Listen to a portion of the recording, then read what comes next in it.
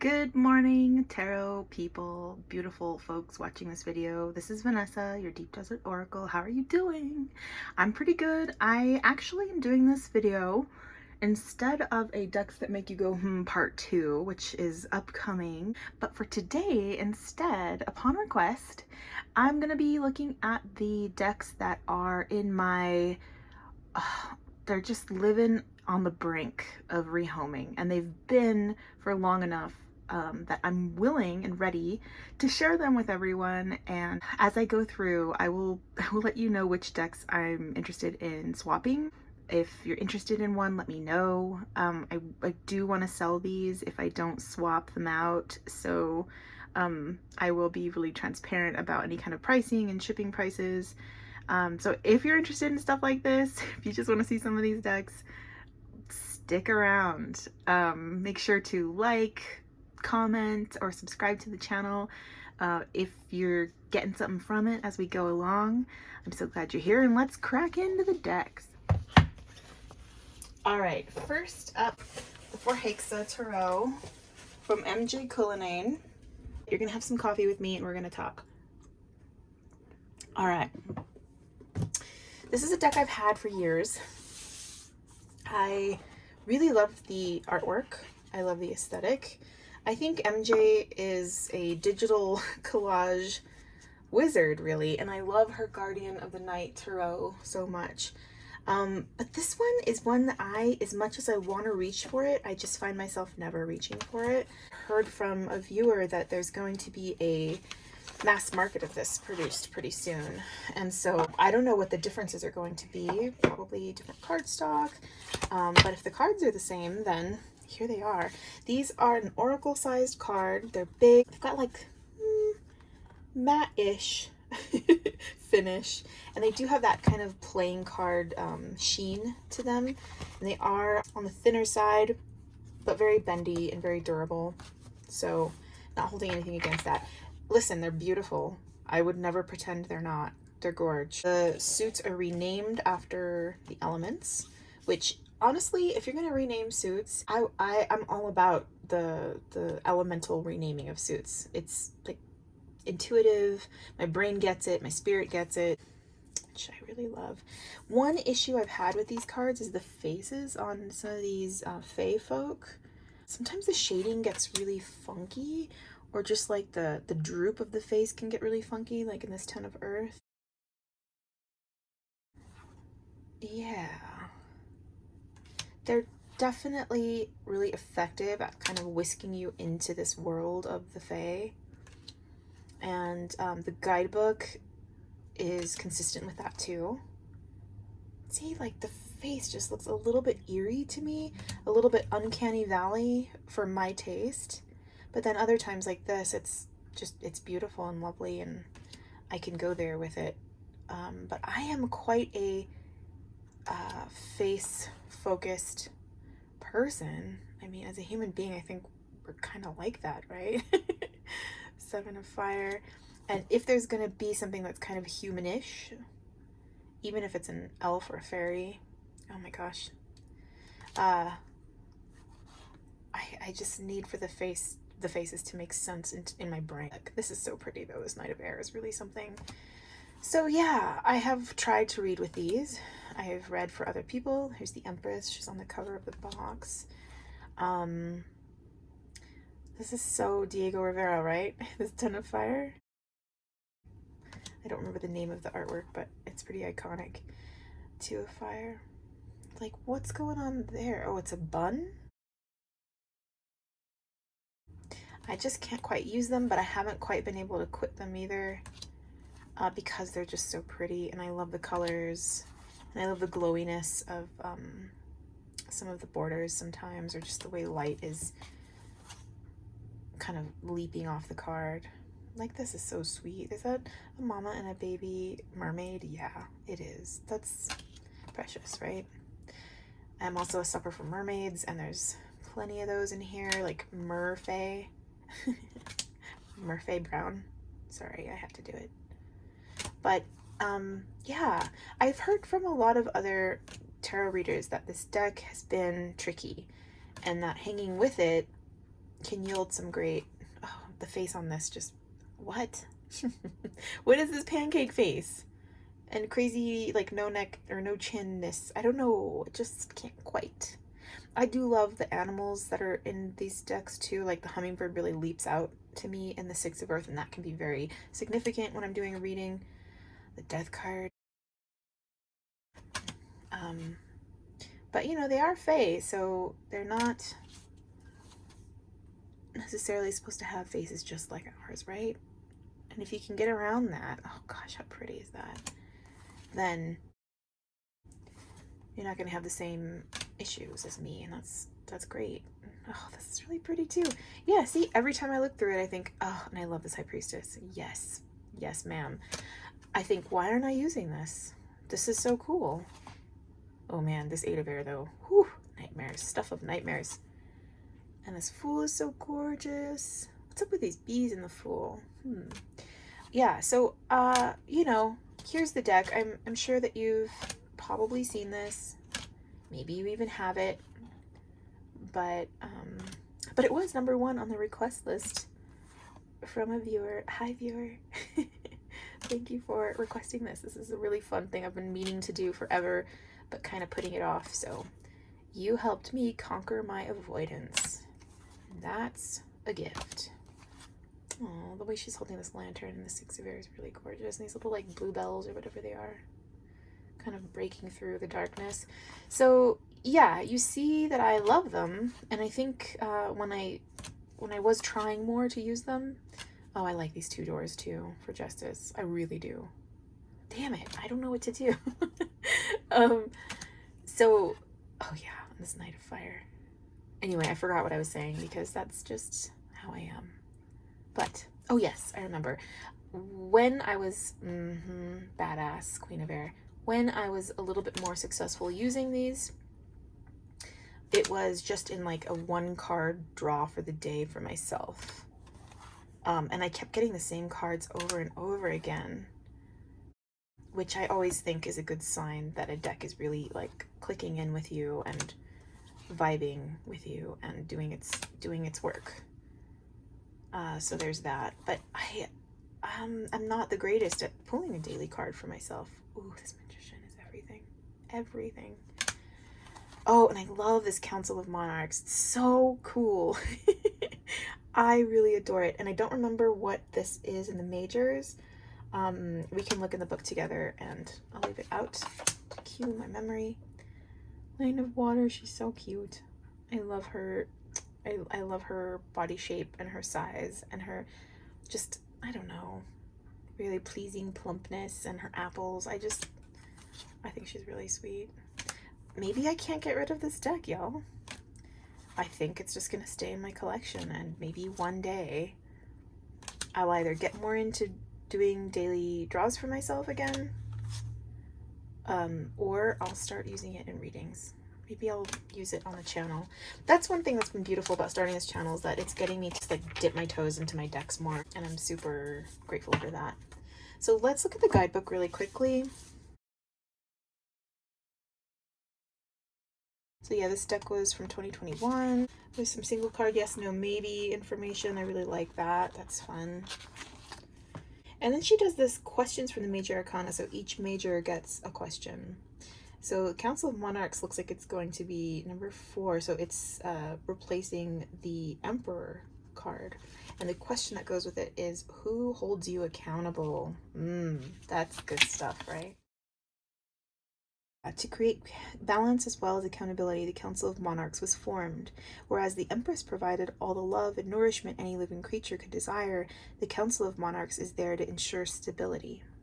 If there should so happen to be a conflict in the land that was not easily remedied through other means, it is brought before the Council of Monarchs to decide. Oh, I love shit like this.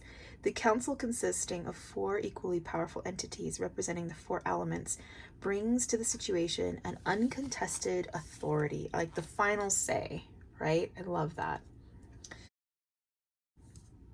And I love that the final say is divided amongst like this balance of elementals, really.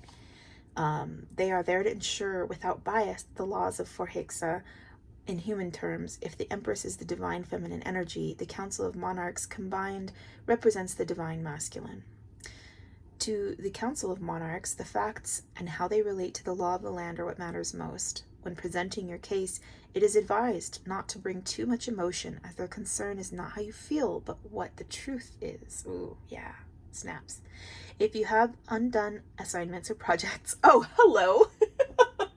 As I sit here doing this instead of my last homework assignment for my summer session, you may encounter this energy as you are accountable for your commitments. They may also appear if you are about to enter a situation where details matter more than emotions, such as going to court. Their wisdom to you is to focus on applying reason to win your argument, as there is nothing more powerful than having the law on your side. Okay, interesting. A little bit of law tied into this too, which makes sense, right? Not always how I go with the Emperor, but he's not the Emperor, it's the Council of Monarchs. So there's that. Sometimes you get she'll like describe the scene, and it's like she's telling the story of this deck. It's like you're reading a book. And examples right here with the Chariot. There was a thundering roar, and when I looked up, I saw a fairy riding on the back of a raven, flames billowing from its feathers as it screeched across the sky. The force of this bird split the sky in two, and before my eyes, the pair vanished, then triumphantly reappeared miles away. What was striking was the composure of the fairy. It did not flinch or falter. The fairy did not clench its fists or let go of out of fear. No, it was utterly in control. If there was any doubt or panic, it was not detectable in the least. All that was there was pure confidence. So a little punctuation, a little editing, but I've noticed that because this is an independent production, there are little spots like that, but I find them charming and I really like having that. So I think of that fairy today when facing a tough challenge head on, or when a situation feels like it is moving at the speed of lightning. The Chariot is a reminder to call on the positive aspects of the ego to guide you. Fill your spirit with courage and not be distracted by the fears that all too often shake us off course. So, I mean, this is beautiful, and she's just so good at what she does. And I don't know why I don't reach for this deck more, or I don't spend more time getting to know its world and getting familiar and connecting. Maybe this season, maybe this fall season will be the time for me to do that. So yes, they are super slippy. They've got that kind of balance between a matte finish but still have like a light gloss to them, which helps the slippiness and helps with the shuffling. Overhand shufflers will adore them, even though they are a little bigger, so it can get a little bit awkward. Cards will fall out, so if you're a person that likes that, you'll be very happy. I shuffle them on the side because they're just too wide, and they do a good job shuffling. So I'm not ready to let these go is the final verdict, but now you've had a look at them, and when they come out mass market, you can maybe have an easier time deciding if that's what you want to get. All right, let's look next at the Mystic Martian Oracle. This is from the Supporter. This is a mass market. It is from Rockpool. Got a nice sturdy 2-piece box with a thumb cut out. My guidebook did get a little bend in it pretty quickly, a crease, I should say, in the front and the back, but I mean, who cares? I don't really care about that. What I do care about is not the card backs either. These are not my favorite card backs. I feel like there's a missed opportunity for a much cuter card back, but you know. This plasticine, like lime green edging, I swear I think I've kept this deck for these edges. I love them so much. They reflect light a little bit. They make you feel like this is I don't know, like the whole card is like plastic almost, but in like a really satisfying way, like the thinnest, crispest plastic. But you know, of course they're not. They're on a very matte, but not sticky matte kind of finish. And they're cool, they're fun, they're funky. So you get like, you know, a number, you get what you're looking at. So this is the Andromedans, that's better, right? And you get some keywords: autonomy, free will, and manifestation. If you're into like alien shit, you're gonna be all about these, I think. Arcturians, feeling safe, wisdom keepers, concern. I really like the artwork. It kind of reminds me of the So Below deck. Is that from Barbara Moore? I will put it in it with editing, but like just the kind of, I don't know, kids book reality of like the shine on the shoes, her positioning, drinking a coffee. I mean, it's just fun, and you get surprises like this, the golden ratio, beauty, nature, patterns. I love that card. I love how abstract and how modern it is. Little Lyrans, and it just looks like a book from the 80s, like a kid's book from the 80s about aliens, Alpha Centaurians, foresight, planning, and strategy. It does have a little bit of like a new thought, new agey kind of take on the alien story. Here's the Ouroboros, infinity, eternal past life. This is a cool one. I haven't seen this one yet. Syrian's B. I don't super get down with starseed stuff, and I don't know, like, would you call it alternative history or like galactic history? There's the water element, which I think is so pretty. Reflection, kindness, and compassion. The water here too, the water in the sky, gives me little hints of Gabby Angus West. So I do like the art. The Vegans, solitude, independent, peace. Flower of life, inspiration, awe, and dreams. So I just don't really use it very much. I don't know if it's because its point of view is not one that I necessarily like totally buy into. It's one I flirt with and I find intriguing and fun. You know, like I want to think about crop circles and then phylum. I want to know what's up with the Merkaba. Like these things are interesting to me, but I feel like it's a little bit of a novelty deck for me and not so much, ooh, Vesica Pisces, divine feminine, birthing, fertility. Yeah, not so much a tool that I use, right? My man loves these cards. He thinks they're really fun and funny, and he likes to draw from them sometimes. But it might be stalking, intimidation, confrontation. That's great. Yeah, so that's this deck. Maybe you have it, maybe you love it. Drop me a line, let me know. I think I'd be willing to trade it for something else at this point. It is mass market, it is still readily available, so, you know, I think a trade would be probably the way to go if you've got something similar as far as being mass market and available and you're like, meh, let me know. The next oracle deck I want to look at is this Oracle d'Or. This is beautiful. It's based on the artwork of Odilon Redon, and the creator of the Lonely Dreamer Tarot, which is also based on Odilon Redon's artwork, made this. So, yeah, I got it because I fell in love with it online. I thought, oh, it's dark and it's kind of spooky and kind of gothic, and maybe it'll be great for, I was doing a year-long divination work with Hecate with a group, and I thought maybe this would be a good oracle to use for the project. I have a feeling only for shadows. Yeah, I get that. I feel like I don't have a feeling only for shadows. There was a time in my life when that might have been true, but I think that time has passed, and I think my ability to really connect with this oracle has just been stilted because it's not really where I'm at. And you also get, here, I'll show you. Here's the card backs, which are beautiful. I think the gold embossing, you know, scattered throughout the deck is pretty, but I don't know, it seems a little at odds with the deck sometimes, just kind of like smooched on. Maybe that's just my subjective opinion. But so you'll get just a word for each card. You don't get a number, but the guidebook is alphabetized, thankfully. introspection, obsession. I got this card a lot, and I was like, hey, come on, I'm not obsessed with anything.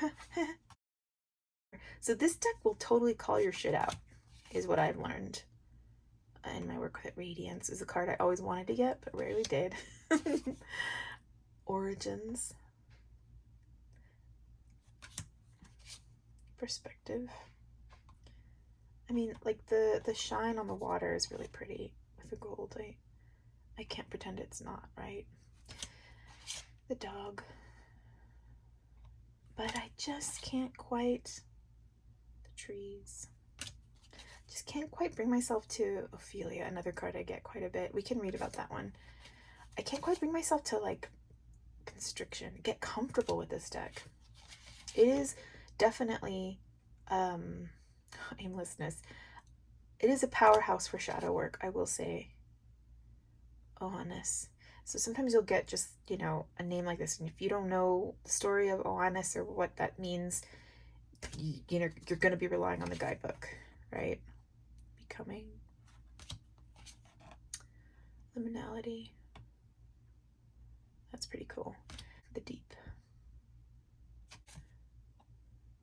Futility. Oh, this crushes me to look at. It's so hard. Black smoke. The wheel. Expansion, such a cool card. So yeah, that like these hits of realism. I mean, yeah, realism and abstraction. You get it all with this deck. You'll get like a straight up, you know, portrait sketch. And then you'll get some super abstract art too. So yeah, just a lot of eyeballs. This is a really cool looking card. Fantasy. If you give me a Sphinx, I'm gonna have a hard time saying no to you. But Conquest is a good one too. So yeah, as I look at it, I'm like, oh, this is the card that I really don't like. And when I get it, I feel like I don't know, like I'm cursed. I just can't. I can't with this card. Nope. Don't love it. I think you get a good sense of this. Tenderness. The Veil. This is an indie deck. These cards are super buttery, like satiny finish. Felineness. Like, and then with this picture, huh? That baffles me. Persona. Huh. And Quasimodo. Yeah, yeah, I'm left a little speechless by this deck. Let's look at Oannes. Wisdom, order from chaos, potential, initiation, creation, new projects, a positive influence over matter. The shadow is obstacles to overcome. This is the wise Oannes, the ancient Mesopotamian god, part sea serpent, part man. When this card appears, personal growth and the development of new ideas may be likely. This is a time to share ideas, organize and manifest new projects. Your mind is sharp and your vision clear. The ability to see clearly and make order out of chaos is yours. If you've been confronted with obstacles, now is the time to step back and allow the mind time to reflect and gain perspective. These obstacles are not separate from you, but are part of your own manifested reality. Accept them for what they are and allow your mind to absorb their messages until you are able to see your way through them. Be your own magician and transform obstacles into opportunities. So it doesn't look like a lot, but it's very, very dense. And if you looked at the art of the card, I don't know that I get that feel from this artwork. I feel like the artwork and the message often just don't match and it feels a little forced. Sometimes they do, but there's enough cards where it feels a little forced and a little off to me that I find there to be a lack of harmony in this deck for me. But yeah, I think that you get the gist. But this is something I would be willing to sell at a used price. It's in really good condition. And it's something we could talk about. If you're interested in it, shoot me a comment. Yeah. So that is the Oracle d'Or. Another Oracle deck. There is a trend here, is there not? This has been collecting dust. I feel so bad. But this is Rebecca Campbell's Rose Oracle, 44 cards. You're supposed to kind of like use this as a stand if you want to, which I think is a little gimmicky, to be honest. But you get this Oracle Attunement card. It's like a really long prayer, you can say, before you use it to attune your deck. Yeah, so you can use this like that. I mean, are you gonna? I don't know. I never did. These are the card backs, which are lovely and perfectly gorgeous. It's a matte cardstock. It's a little on the clumpier side. It's got no real slippage to speak of. And you get this, like, here's the Mystic Rose, compassion, devotion, humility, humanity, grace. So you get plenty of keywords. You can kind of see the figure here. It's got those kind of emanating rays, kind of saint-like. The Great Mother, surrender to the mystery, fall into her arms. We are nature. So the work that I did with this deck was brief, but there was a lot of maternal feel from them, and a lot of singing messages from my maternal side, like my lineage, my ancestors. The bud, potential, promise, it's about to happen, keep going. Like, can you tell that that's what this card means? I don't know. I really like need very, very like pertinent to the meanings artwork in my oracle cards. I love keywords. This even has some sentences in the keywords. A new story, you decide, alignment, it's coming together. So I like that part, that aspect of it. But I think the sameness of the color palette too across the board. There's very few cards that deviate from this pastel pink and creams, and like violets. Like, just very few that.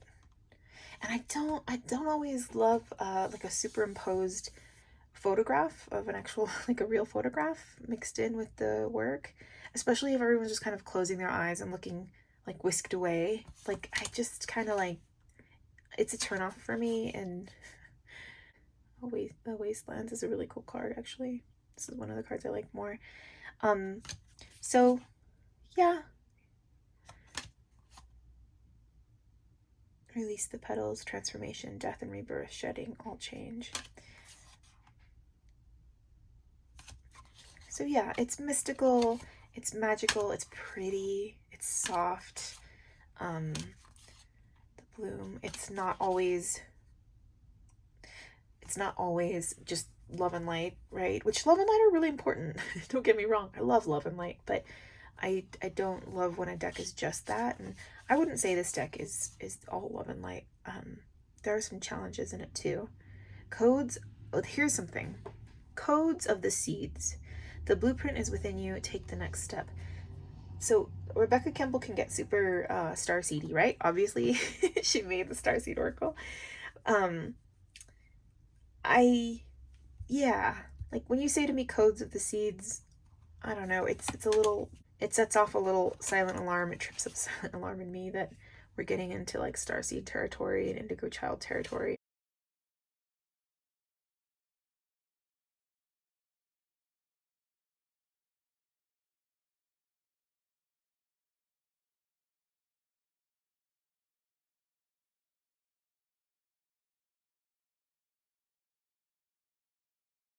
It's just like a coded language that takes me out of the game. And that's not to say I don't think there are like a time and place to talk about what could be coined sacred masculinity or sacred femininity. I'm okay with the words, but I do think that they get oversimplified quite a bit and they become shorthand, you know, a kind of lazy shorthand. After the rain, silver lining, relief, hope, mercy, it's over, acceptance. I like this card too. I think this is really pretty. But I think I've had my time with this. I got some good messages from it. And like I said, I did feel like there was some good ancestor, like maternal line ancestor stuff that happened with the deck. So if you're looking for something like that, something kind of to heal and explore, maybe a mother wound or your mother's line, that's something you want to connect with and learn about, kind of take apart, this is a good deck for that. I opened up to this here, the child within, inner mother, innocence, gentleness, tenderness. There's a lot of reparenting, kind of remothering yourself messages in this too, so that's pretty cool. We can be so hard on ourselves, expecting to heal according to a schedule and beating ourselves up when we make a mistake. The rose wants us to release all hardness from our bodies and all hurt from ourselves, to find a way to soften, to remember that no matter what has happened, is happening, or will happen, we're all innocent children of the stars and the earth. The flowers are here for us. They're a safe, soft place to remember. They want you to nurture the child within. This is a card of gentle reassurance and compassion. It brings a message of gentle understanding and tenderness. It's reminding you to treat yourself like the innocent child that you are, to take your inner child and let them rest deeply in the soft petals of your heart. So that's really sweet. It goes on for one more paragraph, which I won't read, but it also gives you the soul inquiry at the end. So a question to ask: how can you tenderly tend the child within? Every card has a little snippet at the end, like an actionable thing, whether it's a question or like this rose transmission. I'm seeing that as kind of an affirmation. There's a lot of different spread ideas. That's the Rose Oracle from Rebecca Campbell. I love roses. I like to get rose-themed stuff. And I did use this for a little bit. I just think that I've met my natural conclusion with this deck. So if you'd be interested in trading for it, let me know. It is mass market. It is easy to find. So if it's something you want to buy new for yourself, if you just hop on Amazon, you'll find it pretty quickly. Okay. This next deck surprises me that it made its way to the brink. And I might be, if a friend of mine wants it, she's going to get it. I'm going to give her first dibs because she's my cat-loving friend, local friend. Oh my God. Thank God I have a local friend, you guys. Okay. This is the Weird Cat Tarot from Gabrielle Cash. It's an indie deck. I got mine on Etsy. I think it was $50-ish. The guidebook doesn't fit into the box, which, you know, irks me a little bit. But you have this nice magnetic closure box. The inside is really fun. It's just a fun and zazzy deck, and the edging is so pretty. And this is one of the first decks I got with like a bright, different than like not gold or silver edging. And I remember just being so stoked when I got it. I like the card backs a lot too. This deck is super cute. And when I wanted to do just kind of lighter readings, or readings for people who are a little bit, I don't know, a little scared of the tarot. So if like you're going to the park and you're just going to put a little sign up, or if you're going to go to, I don't know, family reunion, you want to do some readings, this would be a cute, good bet, because it just doesn't feel threatening in any way. The Emperor's hilarious. Yeah, it's adorable. I never reach for this anymore. I think I'm not really reading for, oh, this is so cute, Temperance. I don't think I'm really reading for people who, oh, Two of Cups is cute too, are scared of the tarot anymore.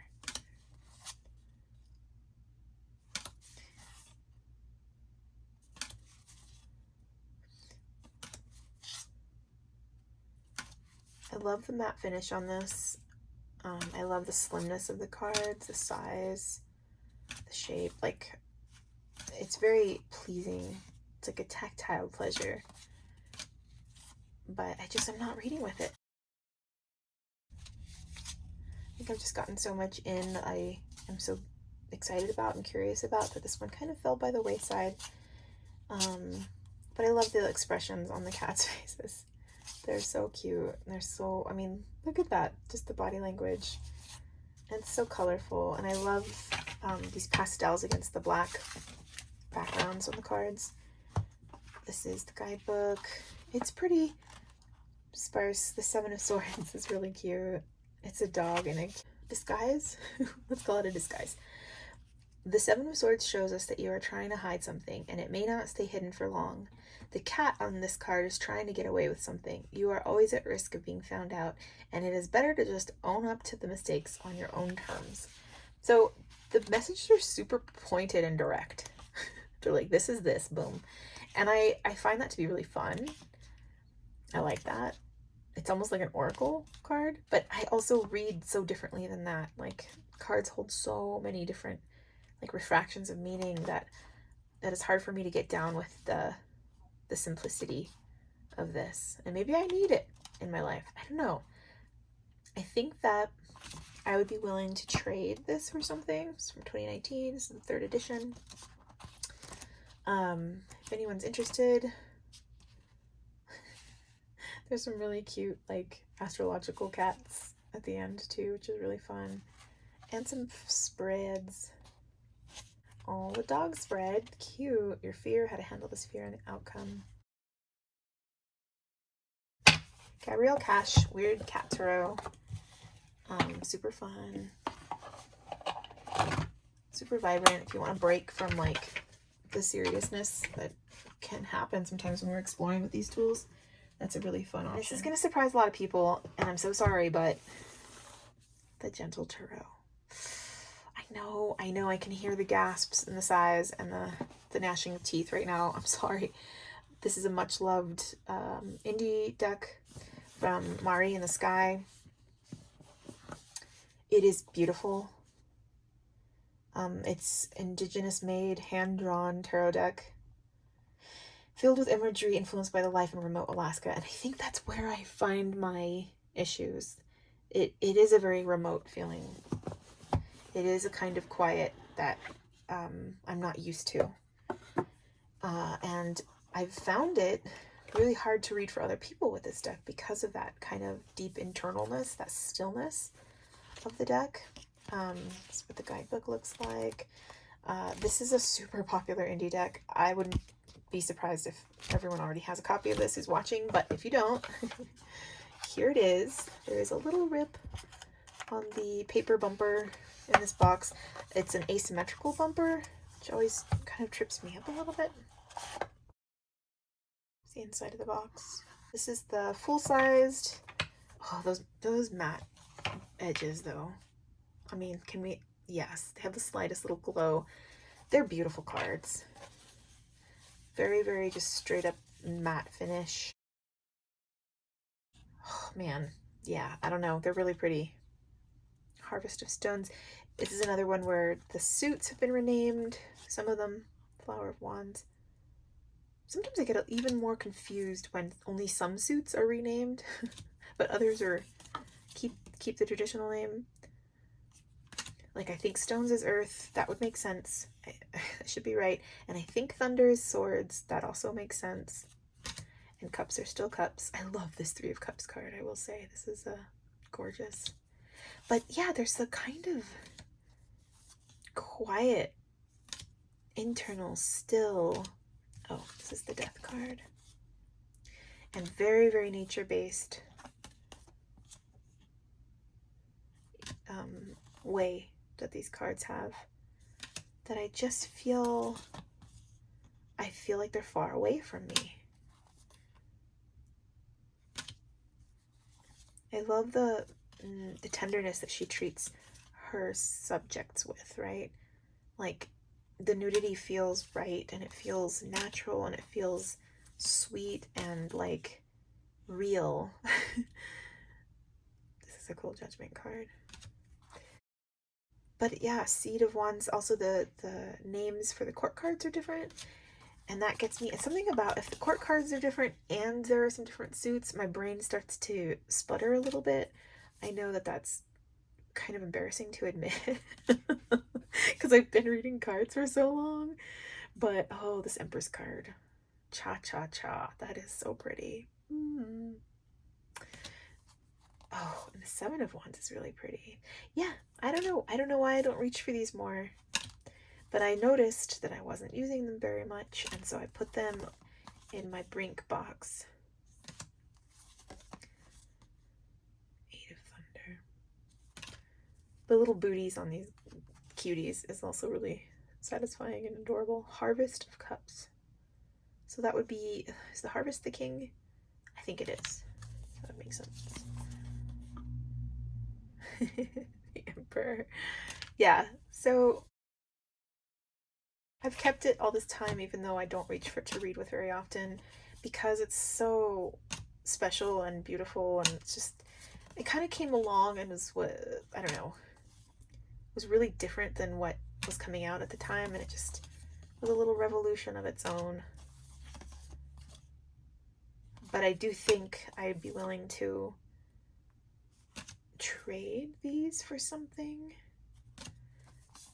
That something would have to be equally special, in my opinion.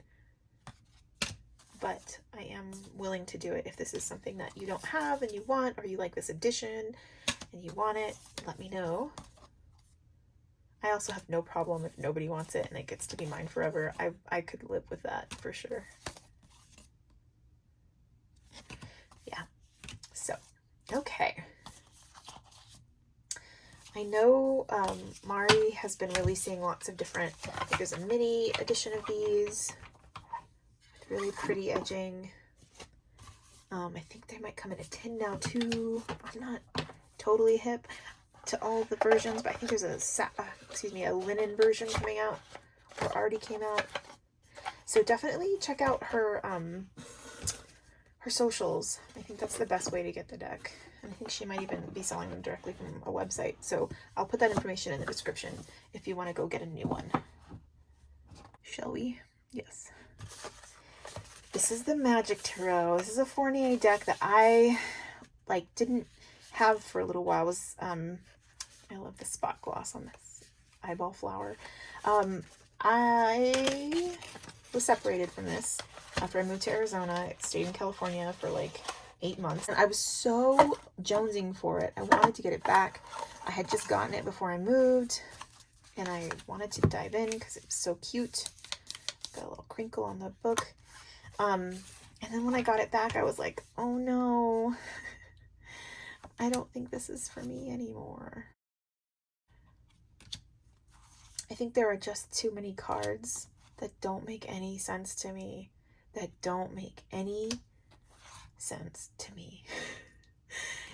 And of course, as I'm saying that, the cards that are coming up are all pretty sensible.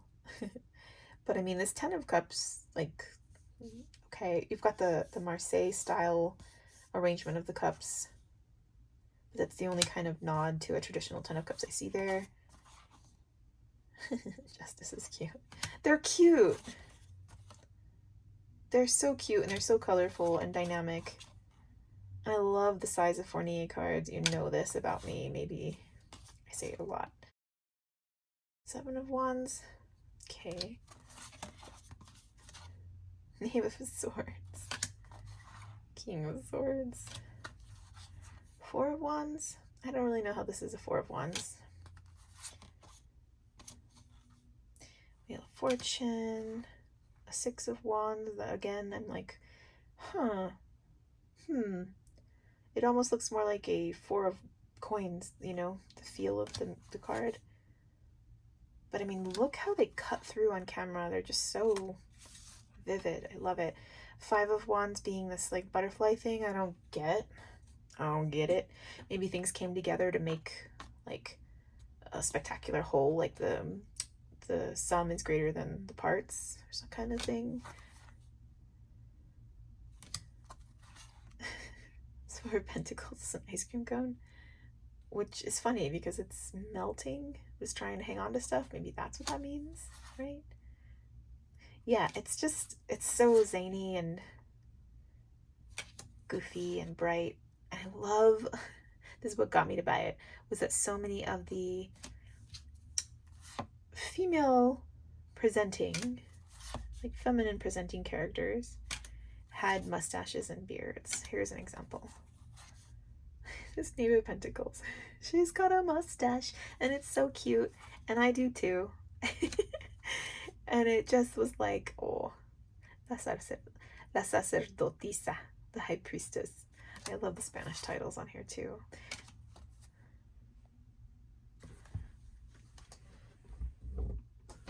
Oh, So, you know, it's cute, it's fine.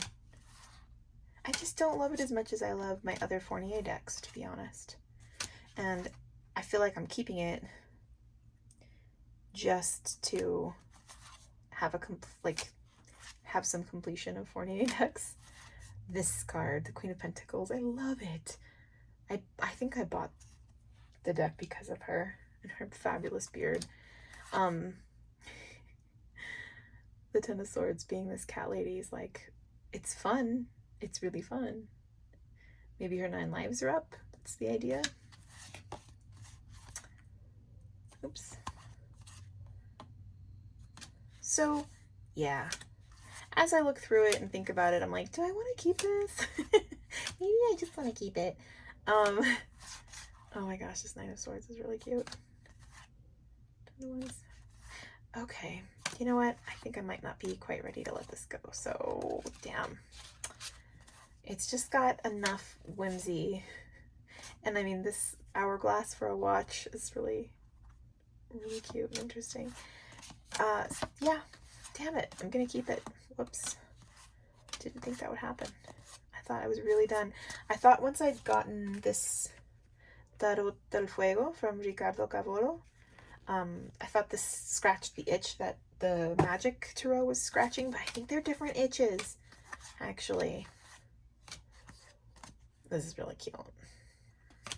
All right. Well, oh my gosh. So, okay. Well, F. I'm going to keep it. I'm also a collector. I have a collector's heart. I got it from my mom, and I think having the little lineup of Fournier decks makes me pretty happy. So, never mind. We will move this out of the brink box. Okay. Next up.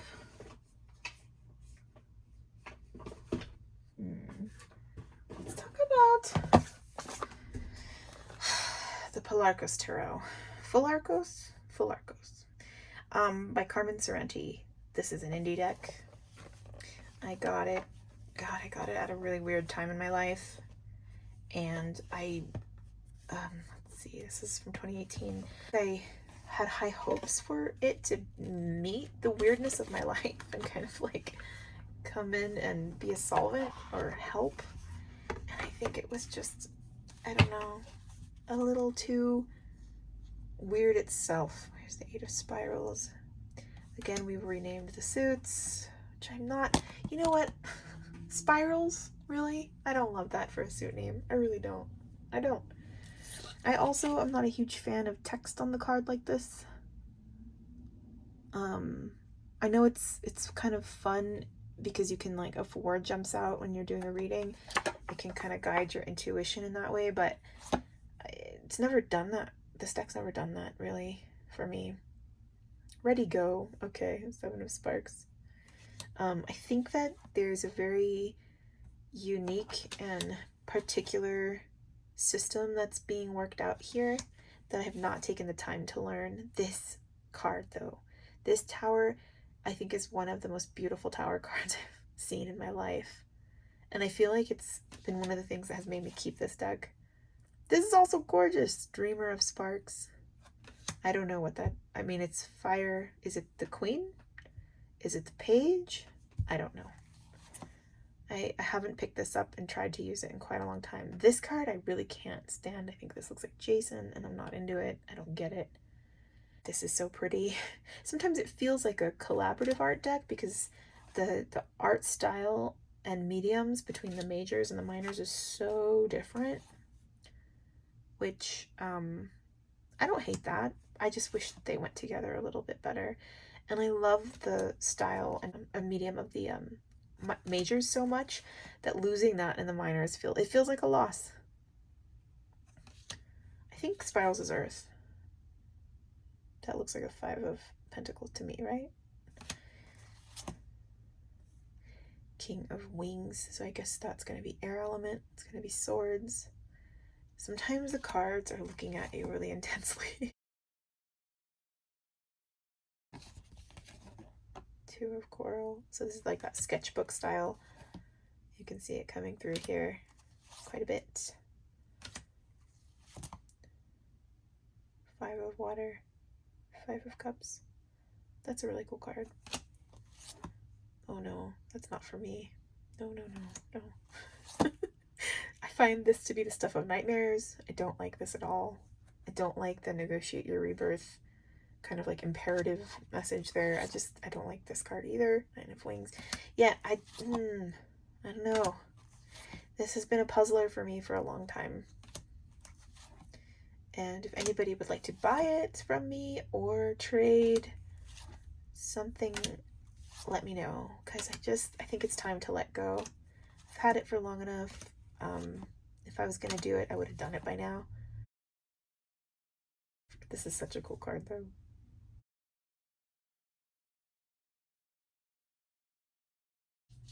Pretty. Ugh, I don't like this. I don't like this. And the title's so tiny. It's like smaller than the text.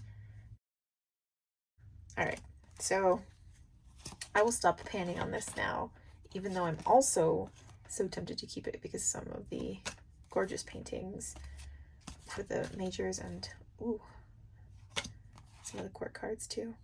This is really gorgeous. This is stuff of nightmares for me. I hate this. This is the devil card. And I get that like artwork should stir up feelings in you, but I also don't want to have like kind of live in fear of pulling a card like that. Oh, this is so pretty though. Temperance. Wow. The death card. Yeah, I don't know what it is. Oh, I don't like this clown nose on this guy. I don't know. This is a really cool card too, Seven of Coral. Yeah. I gotta stop saying I just, for one, and accept the fact that I'm gonna be letting this deck go. If you're interested, let me know. Oh, whoops, these are card backs. Okay, yeah. It's intact, it's in good shape. As you can tell, I have not used it much at all. I've only looked through it a few times and puzzled. Looked through the book a few times and puzzled, try to do an interview spread that was confusing to me. I know this book has some big fans. It's time to make some space for something that speaks to me a little bit more and also get this in the hands of someone who can use it, right? So let me know if you're interested.